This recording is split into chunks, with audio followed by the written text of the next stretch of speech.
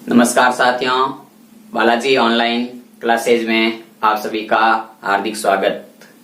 साथियों, आप सभी का अमूल्य प्यार जो इस प्रकार से मिल रहा है, जिसके लिए आपका अपना YouTube channel Balaji online classes निरंतर कार्य कर रहा है।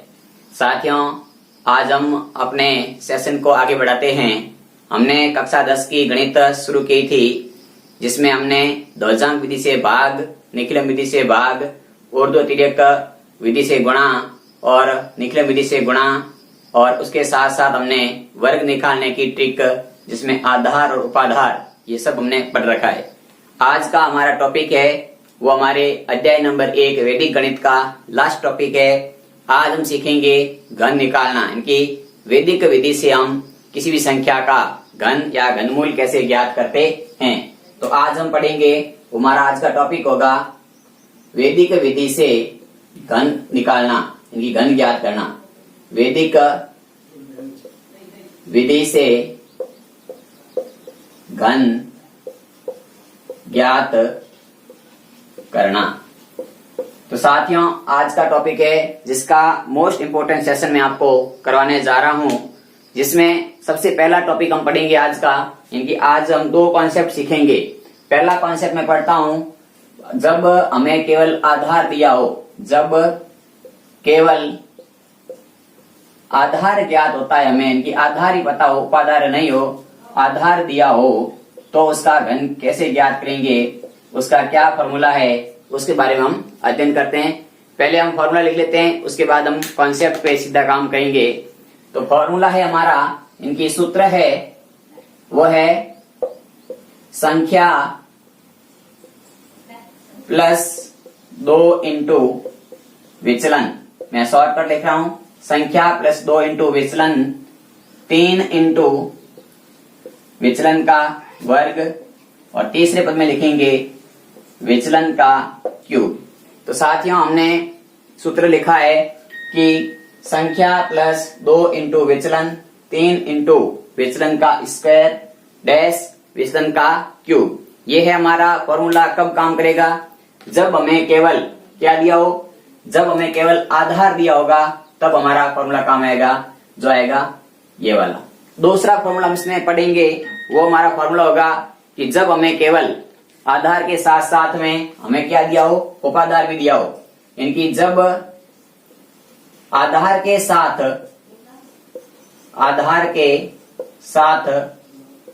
उपाधार दिया हो, तो क्या फॉर्मूला काम आता है, क्या सूत्र काम आता है, उसका भी हम सूत्र लिख लेते हैं पहले, उसके बाद हम क्वेश्चन आंसर शुरू करते हैं।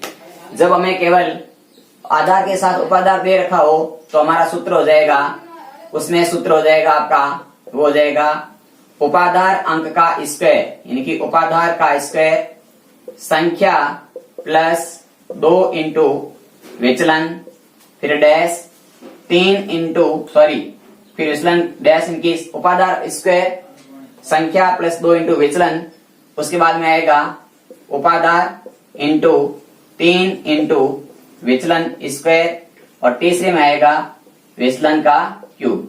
यानी कि सूत्र हो जाएगा, जब उपाधार दिया होगा तब हमारा फॉर्मूला हो जाएगा, वो फॉर्मूला हो जाएगा उपाधार अंक का स्क्वायर, फिर संख्या प्लस 2 इंटू विचलन, फिर डैश, दूसरा पद बनेगा जिसमें बनेगा उपाधार अंक इंटू 3 इंटू विचलन, और तीसरा पद होगा जिसमें होगा विचलन का क्यूब या विचलन का घन। तो हमारे काम सामने ये 2 फॉर्मूले हैं, जिसके बारे में हम इनके ऊपर आधारित अभी क्वेश्चन आंसर करेंगे। तो आप एक बार इन दोनों फॉर्मूलों को स्क्रीनशॉट ले लें या जल्दी से अपनी नोटबुक में लिख लें। साथियों, आपको जो कॉन्सेप्ट जिस दिन पढ़ाया जाता है, उसी दिन का आप वीडियो पूरा देख करके, यदि आप अपने स्पेयर नोट्स बनाते हैं, तो आपके साथ सामने मैं आपका अनुज मित्र गिरधारी कुमावत ऐसे ऐसे कॉन्सेप्ट पढ़ा दूंगा कि आपको 10th बोर्ड के अंदर मैथमेटिक्स के अंदर 1% भी त्रुटि नहीं रहेगी। साथियों, आपका मेहनत और हमारा सहयोग, और आपका सहयोग और हमारी मेहनत दोनों ही एक साथ काम करेगी। तो एक बार आप जल्दी से नोट कर लें, फिर हम इसके क्वेश्चन आंसर शुरू करते हैं। चलिए स्क्रीनशॉट ले लीजिए, आप इसका स्क्रीनशॉट ले लिया होगा। चलिए हम पहले बुक के कुछ उदाहरण है, उन उदाहरण को करते हैं, उसके बाद में हम हमारे क्वेश्चन करेंगे जो एक्सरसाइज नंबर 1 के है। तो पहले क्वेश्चन से पहले मैं आपको उदाहरण कराता हूं। जैसे अपने सामने पहला एग्जाम्पल लिखा हुआ है, वो लिखा हुआ है कि 12 का घन कितना होगा। हमें 12 का घन ज्ञात करना है तो आपको देखना है कि सबसे पहले संख्या में अंक कितने हैं, डिजिट कितने हैं। तो हम देखते हैं कि संख्या में 12 यानी कि दो अंक है। जब 2 अंकों की संख्या होगी तो उसका आधार लेंगे हम, वो लेंगे आधार हमारा हो जाएगा 10। साथियों, आधार ज्ञात करने के बाद में उपाधार हम कैसे ज्ञात करेंगे कि हमें जो हमारा आधार लिया है उस आधार को किस संख्या से गुणा करें कि हमारी संख्या दी गई संख्या के पास में पहुंच जाए। बड़ी नहीं चाहिए, छोटी हो सकती है। तो 10 से आप किसको गुणा करोगे कि वो 12 हो जाए, तो वो संख्या सिर्फ है आपकी 1, और 1 को आप उपाधार लेंगे तो भी संख्या के वापस वही गुणे आते हैं, इसलिए हम उपाधार अंक 1 को नहीं लेते हैं। तो यहाँ हमारा उपाधार अंक नहीं है, यानी कि उपाधार नहीं होगा। तो उपाधार नहीं है तो सूत्र लगेगा केवल आधार वाला। उससे पहले हम ज्ञात कर लेते हैं विचलन। तो विचलन ज्ञात करने का क्या तरीका है, तो विचलन ज्ञात करने का तरीका होता है, वो होता है आपका संख्या में से आधार घटा देते हैं। जब संख्या में से हम आधार घटा देते हैं तो हमारे पास में विचलन आ जाएगा। तो 12 में से 10 गए तो विचलन आ गया प्लस का 0.2। ये था हमारा एक कॉन्सेप्ट जो हमने विचलन ज्ञात कर दिया है। अब हम इसका सूत्र लिखते हैं। इनके हमारा इसका सूत्र क्या है, तो इसका सूत्र है कि संख्या प्लस 2 इंटू विचलन डैश 3 इंटू विचलन का स्क्वायर डैश विचलन का क्यूब। ये है हमारा इसका फॉर्मूला है। तो हम फॉर्मूले में मान लेते हैं। तो हमारे पास संख्या है 12 प्लस 2 विचलन है 0.2 डैश 3 इंटू विचलन है 0.2 का स्क्वायर डैश 0.2 का क्यूब। 0.2 का क्यूब किया तो आ गया 0.8, यानी कि 2 गुणा 2 गुणा 2। 2 को 3 बार गुणा करेंगे तो 8। इसी प्रकार 0.2 का वर्ग किया तो आ गया 0.4, गुणे में है साथ में 3। इसी प्रकार इनको देखा गया तो पहले गुणा करेंगे तो 12, 2 को 2 से गुणा किया 4, 4 को 12 में जोड़ देंगे तो हो जाएंगे 16। अब इसको हम जब हल करेंगे तो यहाँ हमारे हैं 16, इस पद में आ जाएंगे 4 3 12 और इस पद में है 0.8, यानी कि हमारे पास 3 पद थे। तीनों पदों में संख्या 16, 12, 8, 0.8 है। अब हमें क्या करना है कि कौन से पद में कितने अंक रखने हैं, शेष अंकों का क्या काम करना है। तो हमारे पास में आधार में शून्य कितने उसको नोट करना है। तो हम देखते हैं कि आधार में 0 हमारा 1 है, तो यहाँ से हम 8 रखेंगे, 0 को आगे भेज देंगे तो 0 जोड़ेंगे 12 में तो 12 रहेंगे, 12 का 2 रखेंगे, 1 आगे भेज देंगे तो 16 और 1 17 हो जाएगा। यानी कि हमारा इसका फाइनल आंसर आ जाएगा 8 का 8, 12 का 2, 1 आगे जाएगा 16 और 1 17, यानी कि 1728 इसका आ जाएगा, वो आ जाएगा घन आ जाएगा, 12 का घन आ जाएगा। जल्दी से आप इसको नोट कर लीजिए, फिर हम अगला क्वेश्चन करते हैं। हमारा अगला क्वेश्चन है 105 का घन ज्ञात करना। अब साथियों, आपको क्वेश्चन में कुछ एक फैक्ट दिख रहा है। मैंने पहले बताया था जब संख्या 3 अंकों की है तो इसका हम आधार भी 3 अंकों का लेंगे तो आधार आ जाएगा, वो आ जाएगा 100, और उपाधार यहाँ पर होगा नहीं क्योंकि हम 100 को किस संख्या से गुणा करेंगे 105 पहुंच जाए, तो ऐसी कोई संख्या नहीं है, सिर्फ एक ही है। एक उपाधार लें या नहीं लेंगे तो कोई फर्क नहीं पड़ेगा। तो अब हमारे पास में संख्या है 105, तो हम इसका ज्ञात कर लेते हैं विचलन। तो विचलन ज्ञात करते हैं, तो विचलन ज्ञात करने का तरीका वही है, संख्या में से आधार घटा दो। तो संख्या है 105, 105 में से आधार घटा दिया 100, तो विचलन आ गया, वो आ गया हमारा 0.5। यहाँ तक आपके किसी के कोई डाउट नहीं है। चलिए नेक्स्ट क्वेश्चन करते हैं हम। हमारा इसमें कि इनकी नेक्स्ट स्टेप होगा हमारा इनकी इसका फॉर्मूला क्या है। साथियों, प्रत्येक क्वेश्चन में मैं फॉर्मूला यानी सूत्र इसलिए लिख रहा हूं कि आप को सूत्र बार बार लिखोगे, बार बार पढ़ोगे तो सूत्र अपने को याद हो जाएगा। तो इसका सूत्र होता है, वो होता है संख्या प्लस 2 इंटू विचलन डैश 3 इंटू विचलन का स्क्वायर डैश विचलन का क्यूब, यह है इसका सूत्र होता है। अब यह सूत्र है, इसमें मान रख देते हैं हम, तो मान रखते हैं संख्या है 105 प्लस 2 इंटू विचलन है 0.5 डैश 0.5, फिर विचलन है तो डैश 3 इंटू 0.5 का स्क्वायर, फिर डैश 0.5 का वर्ग, सॉरी क्यूब, इनके तीसरे पद में होता है क्यूब।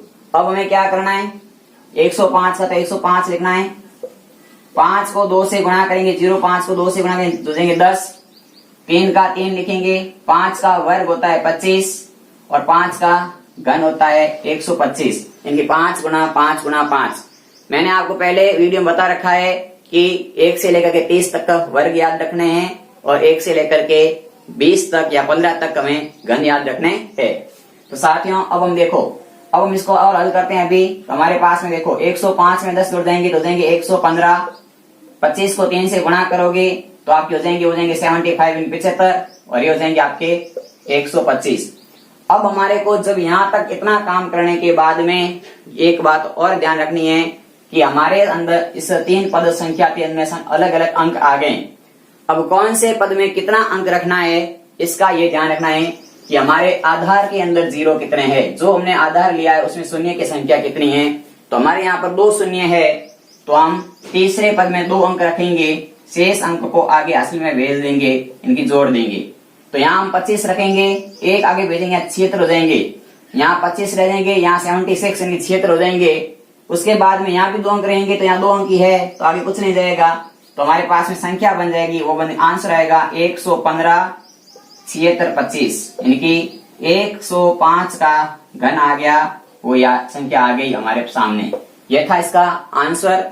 जल्दी से आप नोट कर लीजिए। फिर इसी बेस पर एक क्वेश्चन और करते हैं, जब हमारा विचलन माइनस का आ जाए तो क्या काम करेंगे, वो हम नेक्स्ट वीडियो में नेक्स्ट क्वेश्चन में समझते हैं। जल्दी से आप इसको नोट कर लें। चलिए घन कितना होगा, कल हमने 98 का वर्ग भी सीखा था, आज 98 का घन सीखते हैं। तो 98 का हमें ज्ञात करना है घन, तो संख्या 2 अंकों की है। अब यहाँ आपको साथियों आप कहोगे कि सर जी अभी आपने कहा था कि 2 अंकों की संख्या आधार 10 लें। मित्रों आप इसमें आधार 10 ले सकते हैं, उपाधार 9 हो जाएगा, उपाधार वाले सूत्र से भी काम हो सकता है। लेकिन मैं इसका आधार, ये संख्या मेरे को 98 यानी कि लगभग 100 के पास में है, तो मैं इसका आधार सीधा राउंड फिगर की दृष्टि से मैं इसका आधार ले रहा हूँ, 100 ले रहा हूँ। आप आधार 100 लेके भी कर सकते हैं और 10 लेके भी कर सकते हैं, दोनों तरीके इसके लिए लागू होते हैं। तो मैंने आधार 100 ले लिया, तो आधार 100 लिया है तो मैं इसका विचलन ज्ञात करूंगा। तो हम विचलन कैसे ज्ञात करते हैं साथियों, आप सबको पता है कि संख्या में से जो संख्या है उसमें से हम हमारा आधार घटाते हैं। तो संख्या है हमारी 98, आधार है 100, 98 में से 100 जाएंगे तो विचलन आएगा माइनस का 0.2। कितना विचलन आ गया साथियों, माइनस का 0.2। हमने अभी मैंने आप पहले कहा था पहले क्वेश्चन में कि माइनस विचलन आ गया तो हम हमारा क्वेश्चन कैसे करेंगे, तो चलिए समझते हैं इसको हम। तो इसके बाद में हमारा तीसरा स्टेप होता है, इनकी फॉर्मूला क्या है वही फॉर्मूला लिखना है हमें। सूत्र क्या है, तो सूत्र होता है हमारा, वो होता है संख्या प्लस 2 इंटू विचलन डैश 3 इंटू विचलन का वर्ग, 3 इंटू विचलन का वर्ग डैश विचलन का घन, ये होता है इसका फॉर्मूला। तो इसमें संख्या में मान रख दो आप, संख्या कितनी है आपके पास 98 यानी कि 98 प्लस 2 विचलन कितना है तो माइनस का 0.2, तो माइनस का 0.2। साथियों माइनस संख्या है तो माइनस साथ में लिखना है, यूं नहीं है कि माइनस को भूल जाएं, माइनस भूल जाएंगे तो हमारा आंसर गलत हो सकता है। दूसरे काम करता है, दूसरा पद है 3 इंटू माइनस के 0.2 का वर्ग और तीसरे पद में माइनस के 0.2 का घन।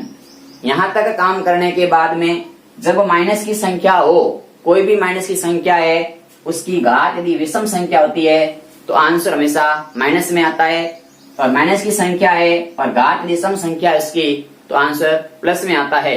यानी कि ये संख्या माइनस की है, यहाँ घात विषम संख्या है, इसका आंसर आएगा माइनस में आएगा। कितना आएगा तो 0.2 का घन होता है 0.8। इसी प्रकार 2 का वर्ग हो जाएगा, माइनस की संख्या वर्ग है तो हो जाएगा प्लस का 0.4, साथ में गुणे में 3 है तो गुणे में 3, यहाँ हो जाएंगे प्लस है, यहाँ माइनस है, तो पहले गुणा करेंगे, माइनस प्लस का गुणा होता है, माइनस हो जाएगा, 2 का गुणा 0, 2 से क्या लगे 4, और आगे संख्या हमारी है वो है 98। यानी कि हमने तीनों पद हल कर दिए। जब मैं 98 में से 4 घटा दूंगा तो मेरे पास में रहेंगे 94, 4 और 3 का गुणा किया तो आ गया 12, और यहाँ मेरे पास में आ गए 08। ये हमारा काम हो गया। अब यहाँ से इस माइनस को, तीसरे पद में से माइनस को हटाना है, तो हम कैसे हटाएंगे? तो हम दूसरे पद में से उतना ही उधार लेंगे जितना इसमें से घट सके। यानी कि यदि हम यहाँ से 1 उधार लेते हैं तो आधार के साथ इसका गुणा होगा तो 100 बन जाएंगे। इनके हमारे कितना आधार है उसको यहाँ से गुणा करना है। यहाँ से यदि हम 1 उधार लेते हैं तो आधार को 1 से गुणा करेंगे, यहाँ 2 उधार लेंगे तो आधार को 2 से गुणा करेंगे, यहाँ 3 आधार लेंगे तो आधार को 3 से गुणा करेंगे। तो मैं यहाँ से 1 उधार लेता हूँ तो मेरे पास में आधार से गुणा करने पर बन जाते हैं 100। अब मुझे 100 में से 98 घटाने हैं, 100 में से यदि 98 घटाने हैं तो मेरे पास में आंसर आ जाएगा, वो आ जाएगा यहाँ आ जाएगा 92। इनके 100 में से 8 गए, सॉरी 100 में से 98, 100 में से 8 घटाने हैं तो आंसर आ गया हमारे 92। यहाँ से मैंने 1 उधार दे दिया तो मेरे पास रह गए 11, और यहाँ रह गए मेरे पास में 94। अब आधार में 0 कितना? तो आधार में 0 2 है, तो यहाँ भी 2 अंक रहेंगे, यहाँ भी 2 अंक रहेंगे, और यहाँ भी 2 अंक रहेंगे। इनके आगे तो 3 भी रह सकते हैं, पहले पद में कोई भी अंक रह सकता है, लेकिन तीसरे और दूसरे पद में 2 अंक रखते हैं, तो सब में 2 अंक की है। तो फाइनल आंसर लिख देंगे हम इसका 94, 11, 92। ये था इसका आंसर। जल्दी से आप इसको नोट कर लीजिए या स्क्रीनशॉट ले लीजिए। फिर हम आज के प्रश्नावली पहले के जो क्वेश्चन है वो करते हैं। साथियों, गर्मी के माहौल में भी पढ़ाना आपके लिए हम मेहनत करते हैं, क्योंकि हमारा हर विद्यार्थी घर बैठ के पढ़ सके, उसकी पढ़ाई किसी रूप से बाधित न हो। हमारा एक ही उद्देश्य है, छात्र हित राष्ट्र हित। चलिए आप नोट कीजिए इस क्वेश्चन को। तो हमारी एक्सरसाइज का क्वेश्चन है कि संख्या 15 का घन कितना होगा। यानी हमें एक्सरसाइज नंबर 1 है, उसमें हमारे क्वेश्चन लिखा हुआ है कि 15 का घन कितना होगा। साथियों, अभी हम केवल और केवल आधार वाले क्वेश्चन कर रहे हैं। तो 15 का घन ज्ञात करना है तो हम लेंगे इसका आधार, लेंगे। इसका आधार आ जाएगा 2 अंकों की संख्या 10 आ जाएगा, और उपाधार इसका होगा नहीं, कि 15 के 10 को किसे गुणा करें, 15 के पास पहुंचेगी संख्या 1 की होगी। इसके बाद हम इसका काम करते हैं दूसरा, कि हमें ज्ञात करना होता है विचलन। तो हम विचलन ज्ञात करते हैं। तो विचलन ज्ञात करने का तरीका होता है, वो होता है हमारा संख्या में से आधार घटा देते हैं। तो 15 में से 10 घटा देंगे तो विचलन आ जाएगा, वो आ जाएगा 0.5 प्लस का। अब हम क्या काम करते हैं? तीसरा काम करते हैं हमारा, वो काम है इसका फॉर्मूला क्या है, सूत्र हमने पढ़ा था अभी, संख्या प्लस 2 इंटू विचलन डैश 3 इंटू विचलन का वर्ग डैश विचलन का घन। ये है हमारा इसका सूत्र। अब हम इस सूत्र में मान रख लेते हैं। तो मान रखेंगे संख्या है 15, 2 विचलन है 0.5 डैश 3 इंटू 0.5 का वर्ग डैश 0.5 का घन। साथियों, का मान रखने के बाद में स्टेप से क्वेश्चन इनके स्टेप बाय स्टेप को हल कर लेते हैं। इसको हम हल करते हैं तो 15 का 15, 2 को 5 से गुणा करोगे जाएंगे 10, 3 का 3, 5 का वर्ग होता है 25 और 5 का घन होता है 125। यहाँ तक काम करने के बाद में वापस अब और की हल है इसको हल कर देते हैं। तो ये हो जाते हैं 15, 10, 25, यहाँ हो जाएंगे 25, 3, 75, गुणा करेंगे तो, और ये हो जाएंगे हमारे 125।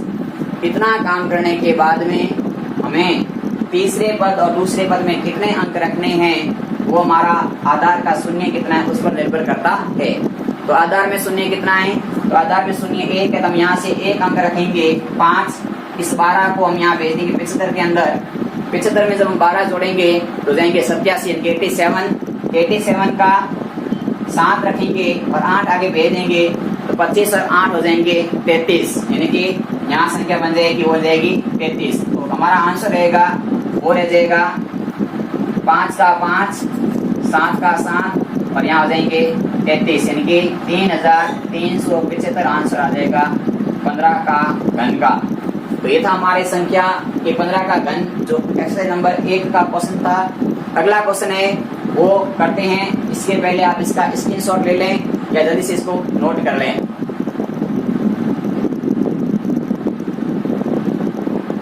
आपने सबने ले लिया होगा स्क्रीनशॉट।